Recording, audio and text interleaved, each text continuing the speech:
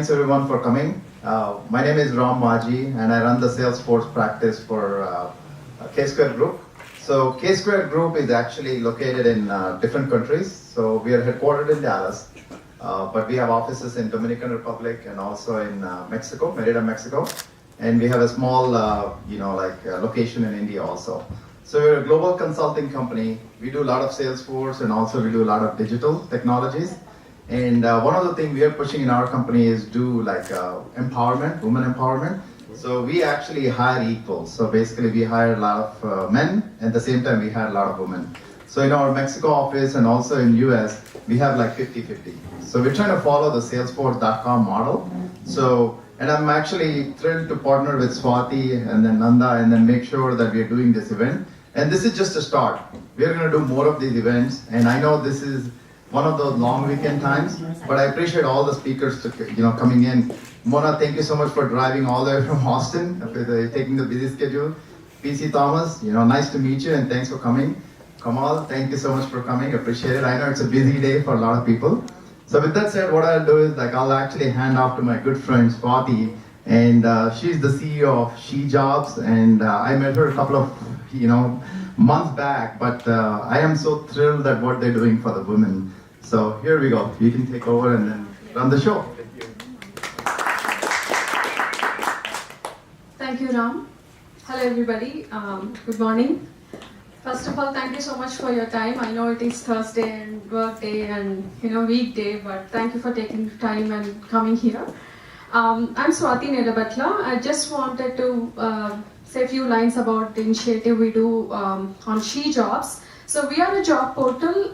We specifically target women in technology, women in workforce. We are an exclusive job portal. In fact, we work with women who have got gaps in the career. We reskill them, upskill them, and we promote organizations to hire them as apprentices, interns, and even women in technology in various levels. We also work with underrepresented minorities. And we work with mothers of special needs children, transgenders, and then women who are really interested to come to the technology from non-IT backgrounds. So we really encourage them and we see what is most suitable for them and we train them and help them.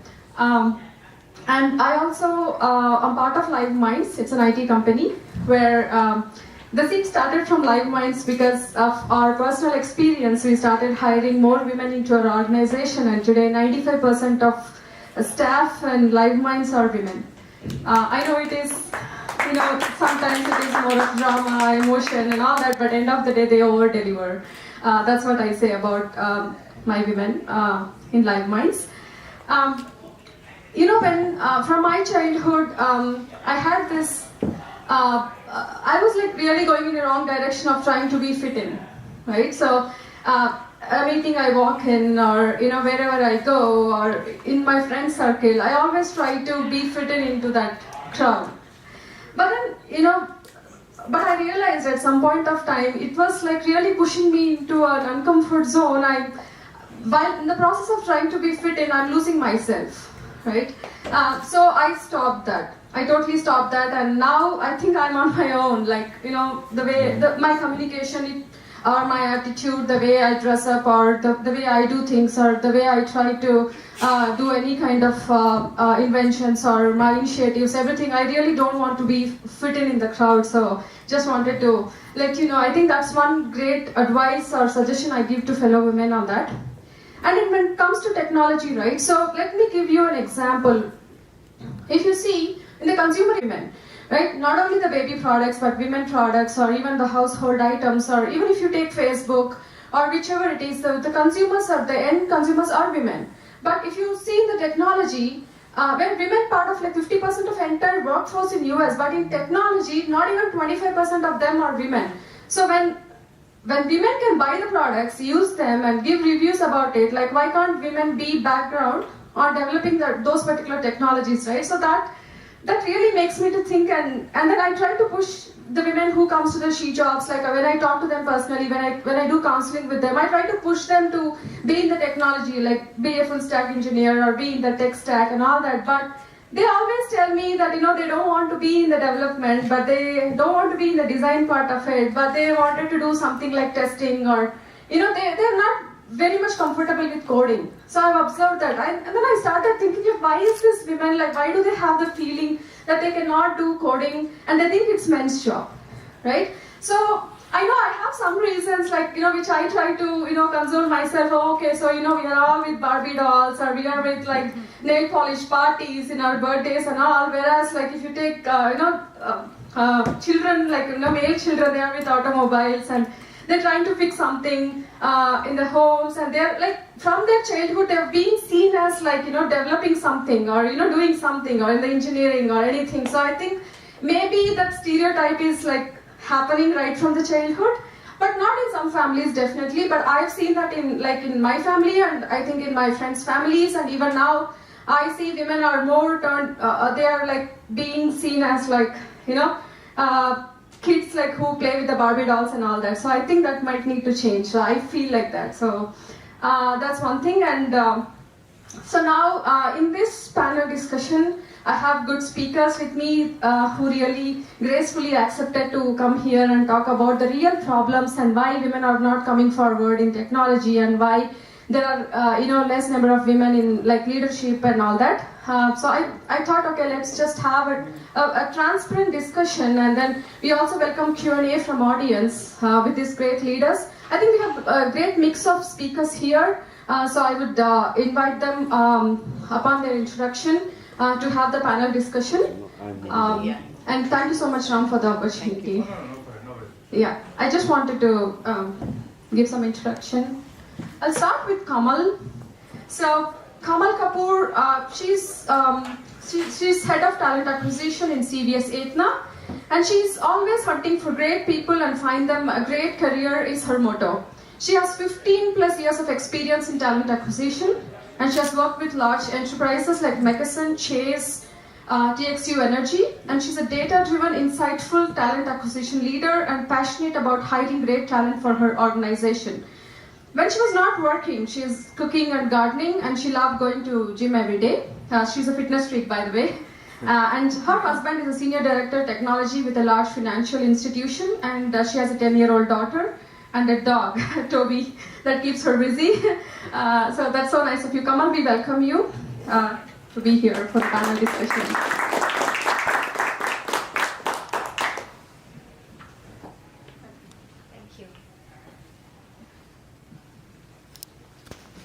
Working as a talent acquisition field for last 15-20 years. I started my career as a recruiter, but when I came to this country, HR was not my field. I come from a background in finance and accounting, and it just happened I got into this field, and that's why I want to let you know that as a woman, you can get into any field if you have passion. That my passion to work as a woman, being an independent person, made me get into this field and start working, because I always wanted to be in a workforce. And I could have asked my husband, there are a lot of people who told me, and if you don't want to work, don't work, you can sit at home. That was not me. So I always encourage, if you want to work, you want to be in a workforce, you need to get up and start working. Nobody can stop you. You don't need permission from anyone, from friends, family, anyone. If you can make it, and woman has that power, because I think nature has given us that power, that capability to do things, and they can utilize that. So that is why here I am, and I am trying to fulfill my dream and making other people's dream fulfilled by getting them a job, and that gives me a lot of satisfaction.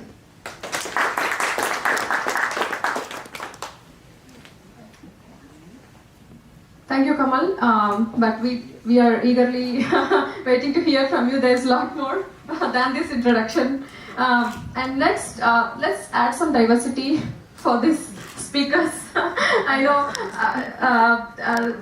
PC Thomas, who is known as PC among his colleagues, he's responsible for retail business in North America, South and West Coast, and his portfolio includes 30 plus client relationships. Currently, he is responsible for leading 4,000 plus team members globally, including India, US, Mexico, and Europe, across various industry domains such as retail, CPG, and travel, transportation, and hospitality for Tata Consultancy Services. So we welcome you for the panel discussion.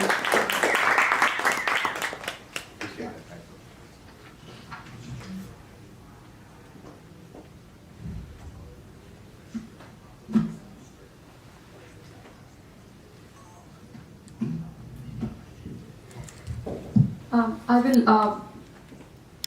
Thomas, we can have your speech here. Yeah. So, I'm going to introduce Mona. Mona Campbell is the CIO of TML Health, a non-profit organization providing healthcare benefits for public entities in the state of Texas. She's certified government chief information officer who has worked in the IT field for over 27 years, all in the same company.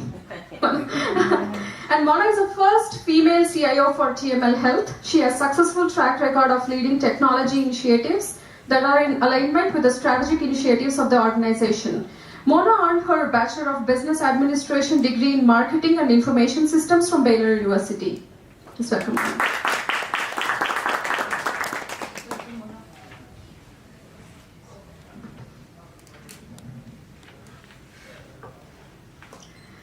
So now that we have good lineup of panelists here, I have some good questions for you.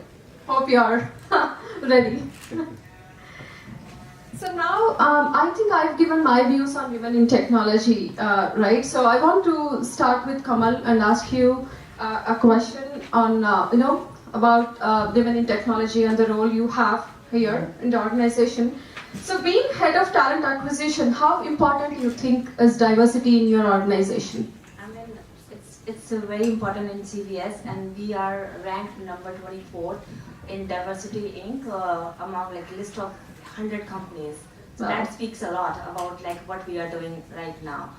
And we are heavily focused on promoting women in technology and leadership. We have a colleague resource group. That group promotes diversity and inclusion.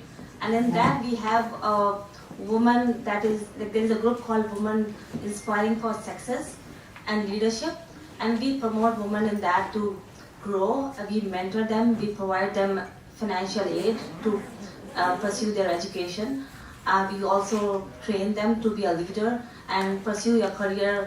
There are technicians, there are pharmacists who want to pursue their career in technology. Internally, we promote them, get them education, give them training to get into a technology workforce. Awesome, that's great. And then I've seen that news of CVS Atena being one of the top 25 diversity partners. We with SheJobs, we work with women who have got a lot of gaps in the career, and even with KSquare Group, they are more into Salesforce, and they wanted to hire more women, and they motivate a lot of women to come into technology and Salesforce. So what do you think these women have to, how do you think they need to brand themselves? What are some activities that they have to do to be part of women workforce? The biggest thing here is like me and our company, we do a return to work events. We encourage women to come, and then we let them know that we're going to train them and provide them flexibility, because most of these women, they are not coming to workforce because they have so much in their plate. They cannot come and work because they don't have a proper child care. So we provide a daycare at the facility. We provide them with education. We provide them with training so that they are back into their career. They should be supported not at the organization level, supported at all the levels, from the friends, family, everywhere. I emphasize more on that. And then we make sure that they feel comfortable in coming back. And that is the role we have to provide to them. That's great, Kamal. And Mona, you want to add some points to that? Sure, I'd love to. I work for a company that fortunately is very diverse, and we recently though realized that you can always improve upon that. And so we hired an outside company to come in, and the company name is Artemis. They actually started by talking to the managers and the directors, getting our viewpoint on the diversity and inclusivity of the organization. And then we went on to staff, and we had group meetings with the staff as well as we let them have individual meetings if they wanted to talk privately. Because, sometimes it's hard to talk about this stuff in public. And so we wanted to give people every opportunity to speak up. And so this program just started actually during the pandemic, but they've already been meeting and they're coming up with ways that we can even improve and become more diverse and inclusive. We want to make sure everybody, when they come to the office, they feel accepted. That's really great. So that's good to know. Like, in CVS they were going to have childcare, or they are already having childcare for women to come back and work. And with you bringing outside organization to audit what exactly is happening, I think things are moving up. I think flexibility is the biggest thing here. Like, we women do multitasking. We have so many things on our plate. If we provide that flexibility, we provide that. We are not bounded to 9 to 5 job. We can tell you want to start work at 10 o'clock, start. Make your own schedule. That is the work. That is how we promote. And if we provide that flexibility to women, I think she is going to be successful. Awesome.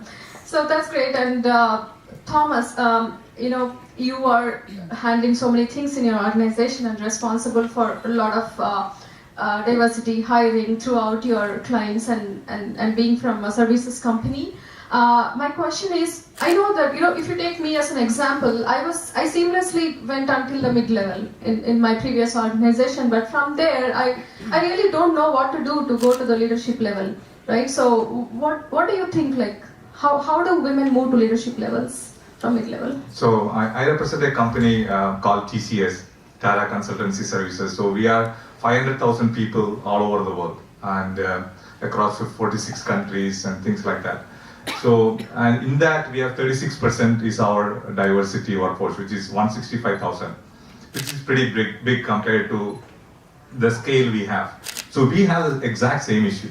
Okay. We have women workforce joining us and they do extremely well, to 4 to 6 years, and they go through their cycle of the women and then they kind of wean off. So that's something which we are experiencing. So what we have done as a company is that we want to be intentional about it. We understood that by design it's not going to happen. So how can we be intentional about encouraging them? So we have launched a initiative just like what you talked about called Leadership and Diversity in Engagement.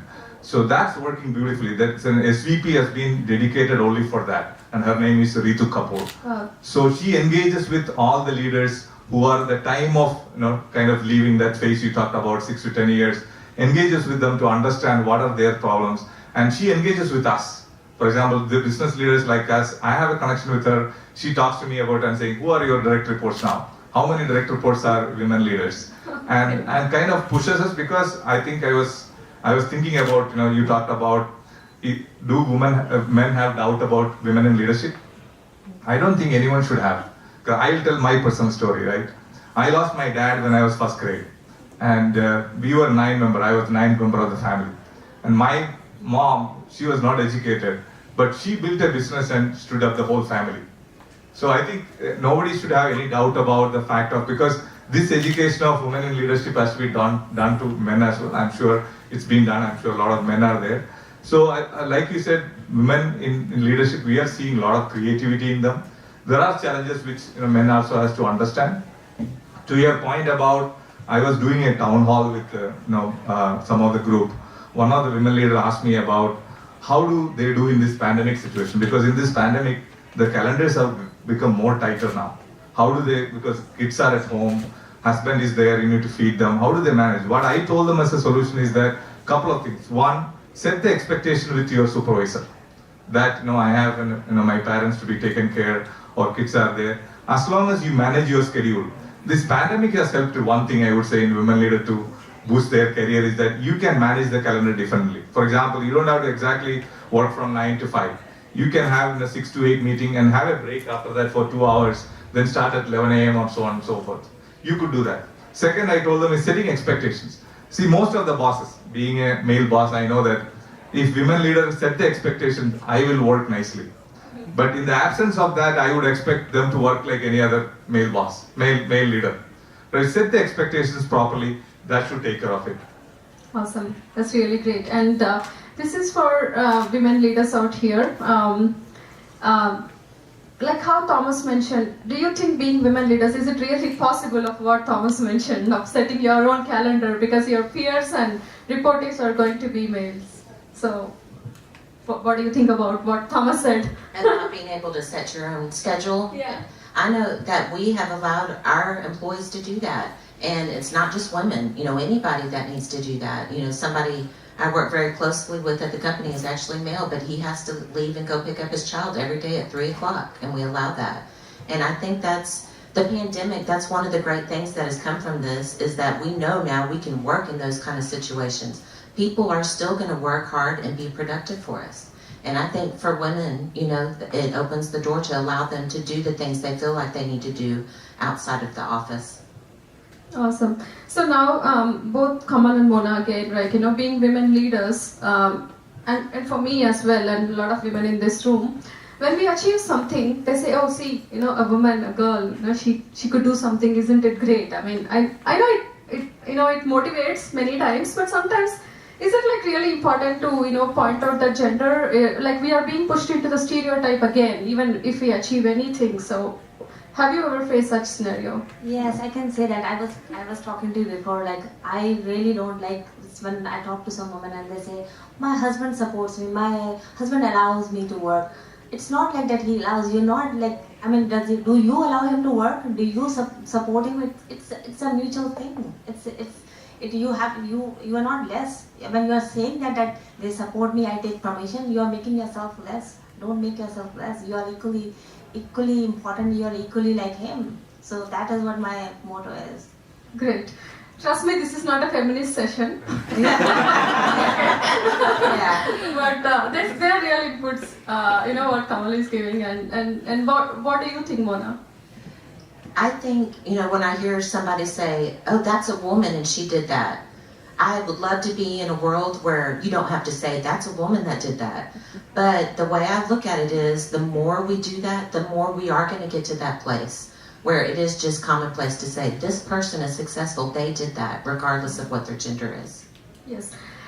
And Thomas, I'll ask a slightly different question to you than this. So imagine, you're from services industry and you deal with a lot of customers, and when there is a critical incident which is happening with the customer, do you trust a women leader solely responsible for that? To clear the issue, not about the background for the issue, but to clear the issue, do you think you will give the entire responsibility to women leader to make things happen there? I definitely do. I'm not telling only because I sit in this podium. When you are saying about diversity, arguably this is the first time in my history I am being on the diverse side. That's our intention. Trust me, Thomas. So that is very unique situation. For me, I think what I feel about my leadership principle is about trust. If you don't trust any leader, I don't think it matters with respect to gender. I think you will not be successful as a leader. When we assign an issue, like you said, a critical customer situation, what I will look for is that, will that person be able to do the job for me? And for me, I have a higher EQ. So I always think about, does this person have a support system to support me? For example, if that needs overnight work, I would think, is she or he is supporting someone who is, having an ailing parent, she cannot be awake at night. I kind of ask that question proactively to see that, can you do this job for me? Okay. So I think from my perspective as a leader, I really don't have second thoughts about assigning to any leader, no matter whether it is any female or male, to assign a task. Because like I said, that trust and the confidence has come from my personal life, right? Where I've seen someone who's delivering, so it builds that confidence in you that they can do a better job than sometimes a male candidate on the other side. Yeah, and Thomas, do you agree that, I know this is again a kind of a question I want to ask you. If I say that, women underestimate themselves, and then if there is a success, they attribute it to the team, but if there is a failure, they attribute it to themselves personally. So, as a leadership point of view, when there is an appraisal, when there is a salary hike or anything within your teams, like how do you see a woman's performance? Like, do you see it as a team's performance, or do you see, even though she's telling that it's a team's performance, like, I don't know, I'm sure this is kind of a different kind of question. Maybe if it makes you to think for future also, I'm good, but just like... I think I've seen both type of women leaders. Since the topic of the day today is women leaders, I've seen two type of women leaders. One type where, like you said, they kind of engulf the whole thing in for them. They become a mother for the team, right? They don't want to talk about themselves. They always think about their teams and things like that. On the other side, I also seen some women leaders who are very insecure about themselves, like you said. They want to talk about every small thing they've done, sending bigger emails, more than required. Like I said, as a leader, we have the bird's eye view, right? So I talk to my customer, I get a feedback from them. So they try to take every small thing and try to project it. So I think I've seen these both.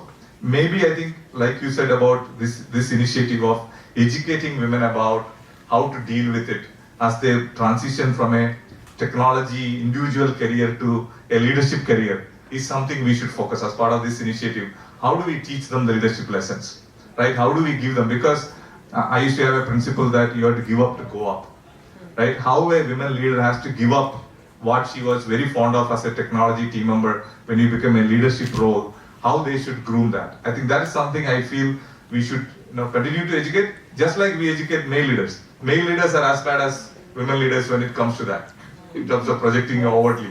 So I don't think it is any gender situation, but I think we should continuously coach them, saying that you don't have to project so much, we know what you are doing and things like that. That continuous education might help in terms of leadership coaching. Because women, I think, are not getting enough leadership coaching. Because if you look at the stats, US is a 300 million population. In that 150, almost 50-50 gender parity. But the workforce is only 75,000. So if you want to improve this situation, we should improve the women in workforce. That 25%, if we can nudge to 30%, you get another 1 or 2% of that into the leadership. Right? It's like a pyramid, right? Leadership is a pyramid. Right? The more you have on the base, you have more chance to get to the pyramid. Only if you get to, I'm sure you can attest to that, right? So how do you make sure that that is something which you maintain that? That's my personal point of view. Great. So now for women leaders here, I'll tweak that question and ask you, Mona, you're C-level and it's not easy task for you to be in the same company for 24 years and then moving up in the ladder and coming to the C-level. So how do you see this? Was that easy for you, or like what do you want to talk about it? Yeah. Well, most of you know that typically, if you're in the technology field, it's male dominated. And so when I started off, I was actually a COBOL programmer. Y'all all look too young in here to know what that is, but okay, good. I'm not the only one. And I actually just fell into that job. I remember coming home from college, and my parents, back then, they gave you the newspaper, and they were like, find a job. And I did, and I was fortunate enough, I took a couple of extra IT-related classes at the end of my college career, and that's what led me to get in that position. But in terms of the difficulty in moving up, you have to have confidence in yourself. And you can't ever think, oh, well, why would they move me up in this position? I'm a woman. That is not true. A woman brings so much to the table. And it does not matter if, that you're a woman, that you can do it no matter what. So I would say it was important in my career growth to have the confidence I needed to keep excelling and trying to move up in the ranks. And so I encourage you guys to do that too. Can I ask a question to the audience? Yeah. How many of y'all are in the technology field today? Okay, so maybe half. And so the ones that didn't raise your hand, is that a field you do want to get in? Not necessarily? Okay. All right, well, that helps me tailor the discussion to not talk about just technology. But, I guess you are here because you want to know how to be a successful leader as a woman. So you can do that. Yeah. But may not be in this audience, but we have audience in Zoom as well. And then, so basically we have all groups of women who joined. But I want to get this fact out. I'm trying to get this fact out from you and Kamal. Was it an easy thing for you to, come to wherever you are now? I just say one thing, that as a woman, you recognize and embrace your uniqueness. If you recognize and embrace your uniqueness, you will grow and you try to achieve what you are trying to achieve. You will become a leader. and you should not shy out from trying different things. And I've seen like most of the women, they try to strive perfectionism. Perfectionism will not lead you to success. Try. You might fail, but try. Give a shot. That is what my advice to every woman over here and everywhere it is. You might be also asking, because as women we typically have a lot going on outside of our work life, if that makes it difficult. And it does, absolutely. Even, I was talking to Sarah about this earlier, with the pandemic we've been home. I only have pets at home right now, but I'm worried about going back into the office, So as women, whatever our responsibilities are outside of the workforce, that does make it difficult because you have to make that decision. Can you be a good mother or a good spouse and be a good leader? And the answer to that is yes. And I encourage you, to do that. Invest in yourself, especially, if you have kids or people looking up to you, just think what a role model that is to them, for them to see you to move outside of the home and try to better yourself. Great. And that's true, Mona. We always, whatever we do, that there is some kind of guilt going on background of our mind that, our kids are there, our pets are there, and I need to go home and cook and all that. So I think that's kind of a mental block where always women have. I think we all need to overcome on that. And Thomas, from your organization point of view, what kind of organizational change you are trying to bring in to add more women into your workforce? Because you are one of the highest, highest percentage of workforce. You usually hire always. So, and if to add more women into your organization, so what is that something you wanted to? So, couple of things we are doing, like I talked about it from a leadership angle, because we believe the women attrition is happening because there is not enough role models. For example, if there are business unit heads who are headed by a woman, then we believe that there is a good chance of seeing, for example, all of us being a male leader on this side, I look upon somebody to see, how can I be like that? So the mere fact that there are women leaders there, so the kids who are growing up, they need to see that. I'm sure you would have seen when Kamala Harris became vice president, there are a lot of good, paintings around how a kid imagining one day she walking into the White House. So that's what we need. I think the same thing is applicable. Today, if you look at it, we are only 6% of the CEOs are the Fortune 100 CEOs today. So I think there has to be a progression in a merit-based, performance-based improvement on that. I think that has to come from the root, I feel. Like I talked about it today, only 25% of the workforce are women. If we are able to improve that couple of 10% up, then the whole chain will go up. We cannot only look at the top down, we should look at bottom up. That's my perspective about how you should improve that.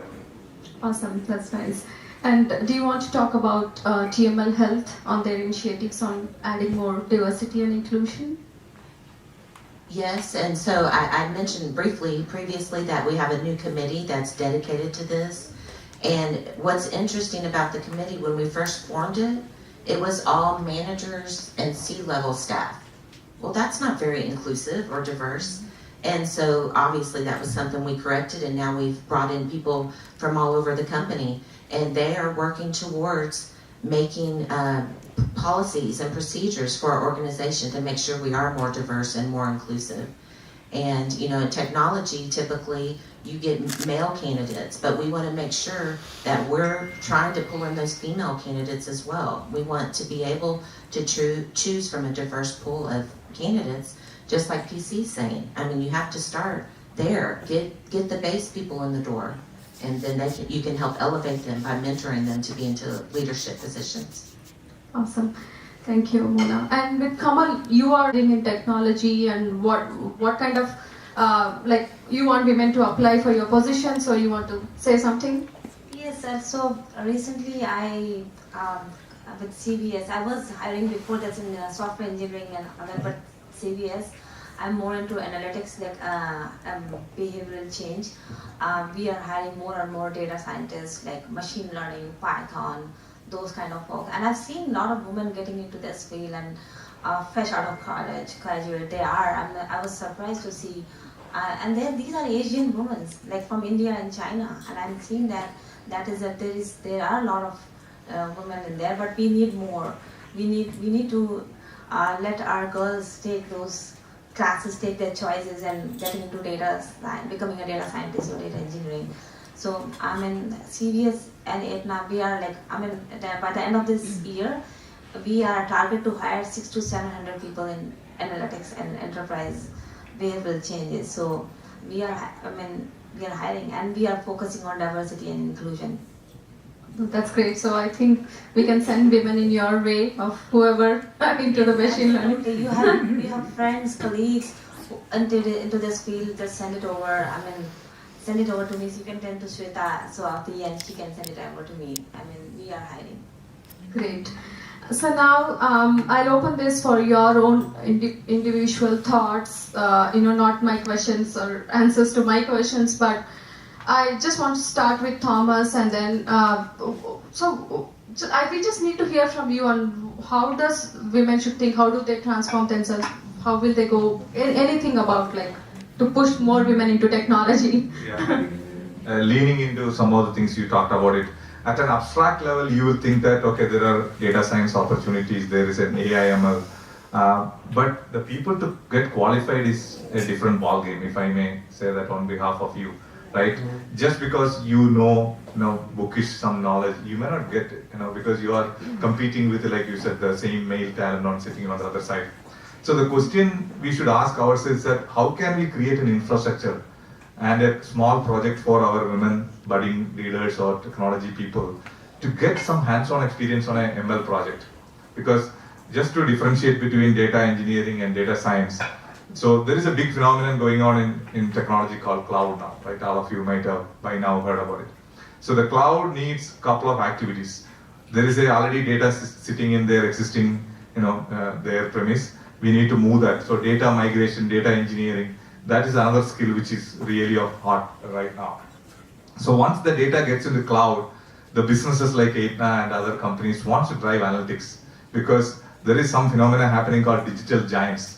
I was telling you about earlier. These digital giants are driving the growth of their company overnight through this data analytics.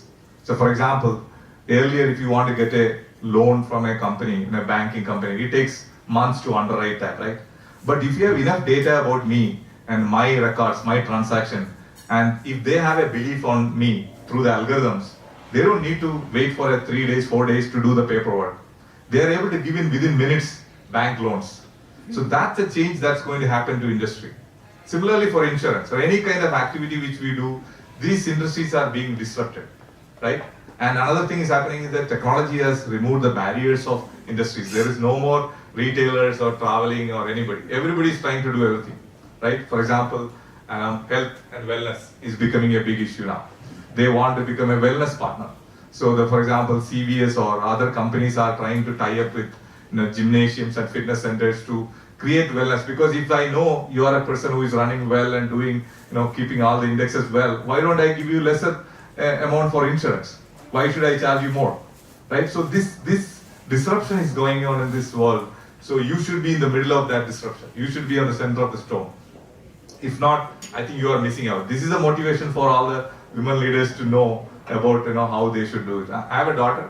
So her dream is to become a lawyer in the data privacy and data security, because she thinks there are not enough legislations in this world to control the tech companies. So that's a good inspiration for a girl to have that. So that's similarly, I think we as parents and we as leaders, if we can inspire the people about what the industry is going to be. If anyone asks me, sometimes some of my relatives call me from India or any other part of the world and ask, where should their kids go? I always say technology, because that's going to define at least 20 to 30 years, as long as we can see. Technology is going to be the business. I think it has dominated the business even more than ever. So more than ever, I think this is the time to invest in technology. Thank you.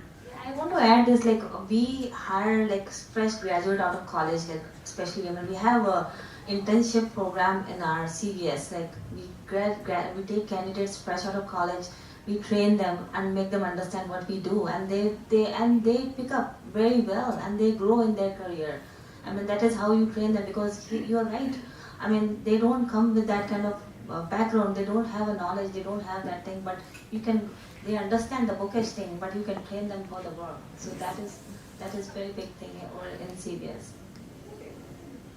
Anything you want to talk about? I would. So I was thinking back when I first started my career, and my idea of what a good leader was back then was they have to know everything. And, you know, I spent the first part of my career trying to learn everything and learning new disciplines so I could move up. And that really did serve me well at the beginning of my career. But then I realized at some point, okay, there's more to being a leader than knowing a bunch of things. And I have found that I think one of the biggest things you can do to help make you a successful leader is to build strong relationships. And, you know, if you just think about the people you're closest to in your life, you're more willing to do something for them than you are to someone that you may barely know. You may pass in the hallway and talk about the weather. So I think it's very important to invest time in building those relationships and talking to people, asking them about their personal life, you know, what is important to them. And you can continue those communications with them, and that helps them feel like you care about them. And you truly do. As you get to know people, you care about them. And for people that report directly to you, if they feel like you care about them, they're going to work harder and they're going to be more productive for you. And if you build those relationships with your peers or with people you report directly to, you're also going to see positive things there. They are going to feel more invested in you. They're going to have confidence in you. And they're going to trust you more to do, you know, what you say you're going to do. So that's the point I wanted to get across. And, you know, as women, typically it comes naturally to us to build strong relationships. Well, if you can do that in your personal life, you can also do it in your work life. And so I encourage everybody to do that. You know, women typically are more compassionate. We typically have a high emotional intelligence, so we're able to talk to people and kind of read what they're thinking.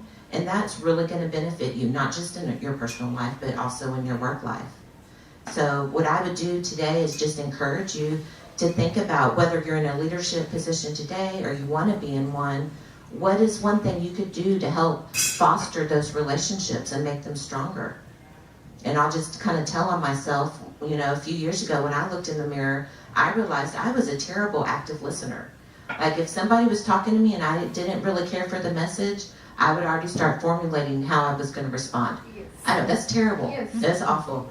And so I had to recognize that was an issue and address it. And now that I fixed it, that has improved my relationships because people now feel comfortable coming to me. They know I'm truly going to listen to them and, you know, I'm going to fix their issue. So I would encourage each of you, you know, to think about an area you could work on. And there's tons of resources out there. You know, Google is your friend. You can find lots of articles. There's TED Talks, you know, books, anything. But the fact that y'all are here today, you know, investing in yourself tells me that you can leave here today and continue to do that. And so I want to encourage you to do that. And I truly feel like having those strong relationships in the workplace will make you a successful leader. That's true. So nice of you to mention what I'm sure that everybody of us has some weakness, right, in the beginning of our career. So literally, if I have to remember, my first weakness and my thought process was that, you know, I can never able to talk a good English, right? So I had that feeling that I don't have great communication skills, but I thought, okay, let me fight with it, that's okay. I mean, as long as I communicate, you know, what I wanted to, I think that matters most. And the second one, when I was in engineering, there's a subject called engineering drawing. I started failing in it in every semester. So I thought, okay, I think, I assumed that I'm not fit for engineering that time. Because like every semester, literally I failed in that. So then I thought, okay, engineering drawing is not end of the world, right? There are so much things to do in our career. So, you know, I think constantly reminding ourselves that, you know, we are much better than what we think and we are stronger than what we think is what is important. I feel. There is a good book called Change Your Thinking, Change Your Life. I think that will be really a good helpful for anyone who thinks a lot about weakness. Mm-hmm. That really helps. A lot of good tips in that book about that. That's really good. You mentioned a great point about reading books, right? So that's one thing I had to mention that I read Alchemist. I think it changed my life so much. It really made me strong. So I attribute some of it to books as well.